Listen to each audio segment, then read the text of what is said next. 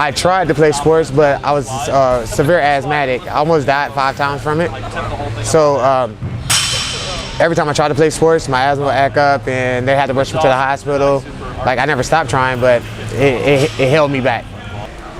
The first thing I seen when I was a kid at 4 years old was a Bruce Lee movie, and my mom was watching it, and she used to go all crazy about it. So I told her, I was like, this is what I want to do. You know, and I started training myself in my backyard or whatever, which was retarded, but to me it was like real training, you know. I left home when I was 15, you know, because just like hard-headed kid, I got tired of being in the South and I just wanted to travel. And I moved to Vegas and met my sensei, David Key, and it was a style of martial arts called Gojo Sori. It's based out of Reno. And it's a mixture of Kung Fu, Taekwondo, Hapkido, and after he seen, as he say, I was talented, he started making me compete. So I started competing around the age of like 16, 17, did my first tournament in Reno, and I took first place. I was nervous, I was scared, and I took first place.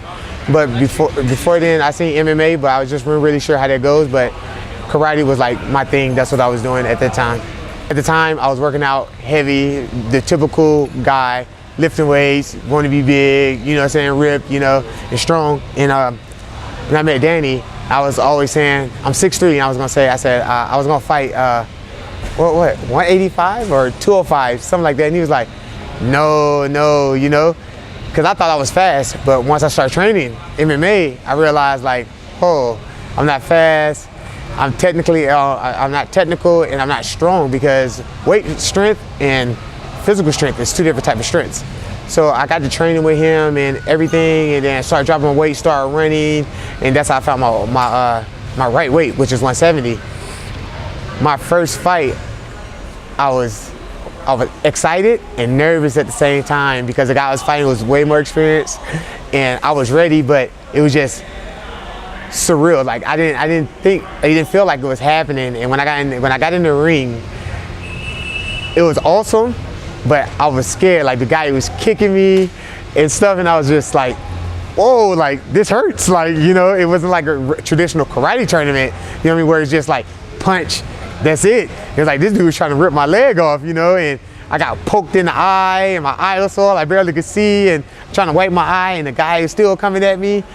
And luckily I came out with the W, but it made me realize, like, you know, if I'm really do this, I got to do this for real, you know, because these guys that's training, they're not playing. I used to be a hothead, like, you know, quick with the mouth, you know, quick to fight, and you know, quick to get in trouble with my friends. I consider myself a real martial artist, and through these guys, watching these guys, it made me grow up a lot, and it helped me out a lot. And so nowadays, I don't get mad. Of course everybody gets mad, but I control it, and I walk away, and I stray away from trouble.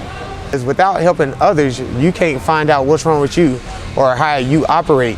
You know, to get to a certain level, you got to break walls down and break barriers down. You can't, in this sport, you can't be selfish. You know, you can be selfish to a certain extent, like saying, oh, you want to make sure your body stay healthy just in case something come up, but you can't be selfish to say, oh, I'm just about me. It's a team. Even though you fight by yourself, it's still a team.